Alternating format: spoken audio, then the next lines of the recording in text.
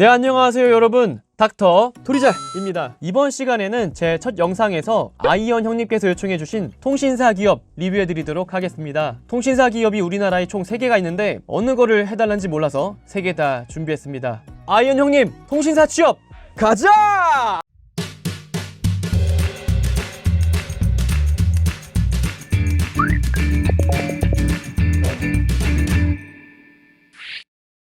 대한민국의 대표적인 통신사는 다음과 같이 있습니다. SKT, KT, LG U+입니다. 과학기술정보통신부의 자료에 따르면 포지 기준 SKT 2396만 987명, KT 1521만 9570명, LG U+, 1256만 4770명, MVNO 361만 4479명. 이를 비율로 나타내면 SKT는 43%, KT는 27%, LG U+는 23%, 알뜰폰은 7%의 비율을 차지하고 있습니다. KT와 LG의 차이가 4%밖에 차이가 나지 않네요. 가장 최근에 통신사들 사이에서 시끄러웠던 잡음이 하나 있습니다. 바로 5G입니다.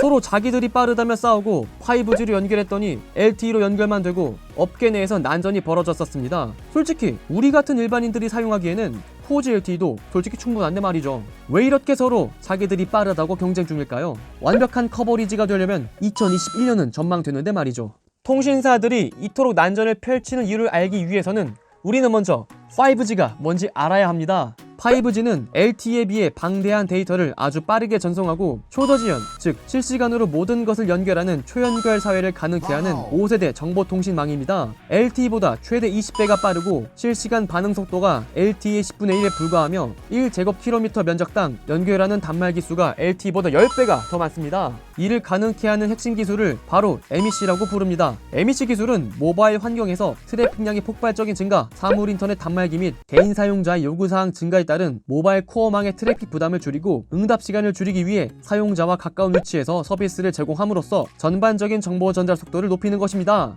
즉, 무선기지국에 대용량 서버를 전진 배치하는 것이죠. 이렇게 말씀드리면 어렵죠? 예를 들어 우리가 치킨집 5곳에 배달을 해야 되는데 3G는 치킨집 한 곳에서 자전거로 배달을 하는 것이라면은 4G는 치킨집 한 곳에서 오토바이로 혁신적인 속도로 배달을 하는 것이고 5G에서는 아예 그냥 배달할 장소마다 치킨집을 설치를 해서 주문 대기 시간, 배달 시간 없이 바로바로 치킨을 공급하는 것입니다. 이처럼 대용량 서버를 전진 배치하여 데이터와 단말기 간의 전송 구간을 단축하여 지연 시간을 줄이는 것입니다. 이와 같은 혁신적인 기술에 MEC 관련 특허는 15년 이전에는 49건에 불과했지만 16년에는 206건, 17년에는 274건, 18년에는 345건으로 최근 3년 사이 급등하고 MEC와 관련된 글로벌 엣지 컴퓨팅 시장은 2025년까지 평균 41%씩 성장할 것으로 예측되고 있습니다. 그렇다면 통신사들이 5G에 대해 어떤 행보를 하고 있는지 살펴볼까요? 여러분들이 모두 아실만한 AR, VR 이런 것을 말씀드리려고 여기 있으면은 제가 캐치랩을 한 이유가 없죠. 요즘 통신사들의 행보에서 주목할 만한 점을 말씀을 드리도록 하겠습니다. LG U+,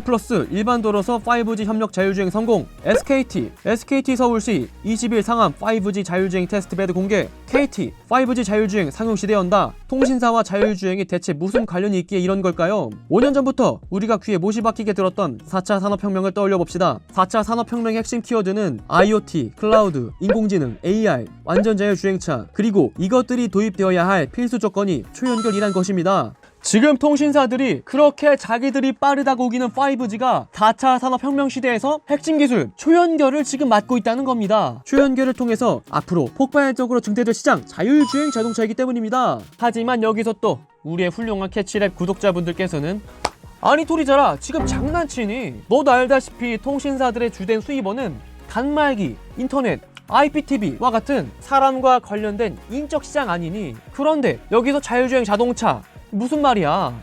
라고 충분히 생각을 하실 수가 있습니다. 자, 여러분, 5G는 초연결 시대입니다. 통신사 기업의 역할과 규모가 증대될 것이라는 겁니다. 5G와 자율주행 자동차의 관계를 이해하시려면 먼저 이것을 아셔야 합니다. 다들 아시겠지만 올해 5월달에 우버가 IPO를 했습니다. 무려 130조의 멀티플을 받고 미국 3대 자동차 회사 GM, 포드, 피아트 크라이슬러 3대 회사 합친 것보다 높은 가치를 받았어요. 현재 우리나라에서는 카카오, 카풀, 타다 등 공유 차량과 택시 업계와의 관계가 아직도 정립이 되지 않은 상황이라 폭발하는 공유 차량에 대한 체감이 사실은 적은 편입니다. 하지만 글로벌 시장에서의 카시어링 시장은 폭발적으로 크고 있어요. 2040년에는 무려 4,000조의 시장으로 클 것으로 전망이 되고 있습니다. 잘못 읽은 것 아닙니다. 성장하는 신시장이 무려 4,000억도 아니고 4,000조입니다. 4,000조라는 엄청난 시장 규모로 전망되는 차량 공유 시장과 우버의 130조 IPO, 이 둘이 이렇게 높이 평가를 받을 수 있었던 거는 핵심 기술 자율주행 자동차였기 때문입니다. 우버는 2018년 한 해에만 30억 달러, 우리 돈으로 약 4조 원의 손실을 입었습니다. 제이크 퓰러의 보고서에 따르면 우버의 수익 전환을 위한 4가지의 방법 모두 드라이버에 관련된 내용입니다. 지금의 손실을 수익 구조로 전환하기 위해서는 자율주행 자동차를 통한 드라이버의 대체, 비용 축소가 필수라는 것이죠. 즉, 차량 공유 경제의 다음 스텝은 완전한 자율주행을 통한 차량의 탈소유라는 것입니다. 현재 우리 주변에 카카오 택시, 카풀, 우버 이런 것들 잘 되어 있다고 차를 안 사시는 분이 계신가요?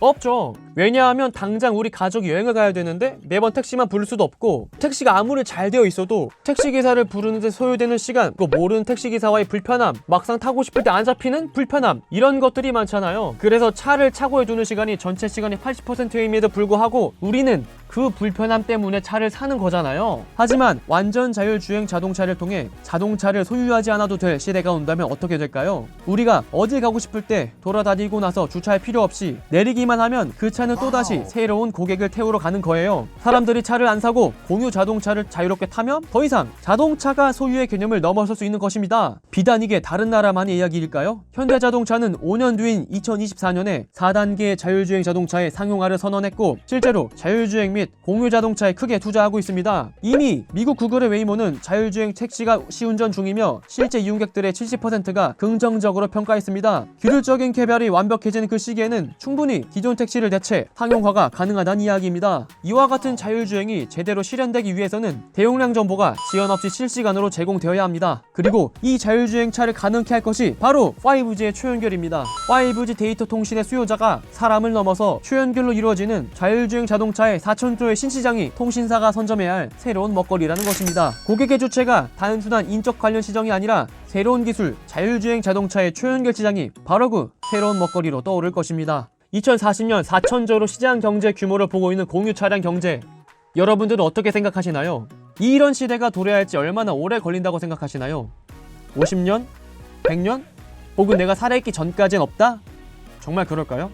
여러분, 우리 삶에 그토록 혁신적인 변화를 불러왔던 스마트폰도 10년도 채 되지 않았습니다. 이 손안에 있는 작은 전화기의 변화가 금융, 마케팅, 핀테크 등 인간의 삶에 가장 친숙한 모든 것들을 거의 혁신적으로 바꿔놨어요. 그렇다면 초연결 시대에서 완전 자율주행 자동차는 대체 우리의 삶을 얼마나 많이 바꿔놓을까요? 이미 그것에 대한 준비는 이루어지고 있습니다. 왜 그토록 수많은 넷플릭스, 디즈니, 애플 같은 수많은 글로벌 기업들이 왜 그렇게 미디어 시장에 폭발적으로 투자를 하고 있는지 그것도 알아야 해요. 물론 그것까지 이야기를 하면은 얘기가 너무 길어지니 그건 다음번에 한번 시간이 되면 다루도록 하겠습니다. 앞으로 우리의 삶이 어떻게 변할까요? 초연결 시대, 그것을 체감을 앞서고 있는 우리 세대가 지금 해야 할 진지한 고민인 것 같습니다. 네, 오늘의 영상은 여기까지입니다. 영상 하단에 이번 영상에 대한 의견 주시면 감사하겠습니다. 그리고 자신이 원하시는 기업이 있다, 산업군이 있으시다 하시면은 댓글 남겨주시면 제가 매주 분석 올려드리고 있으니까요. 부담 가지지 마시고 올려주시길 바라겠습니다. 영상 내용이 좋았다면 구독과 좋아요 버튼 하나씩 부탁드리고요.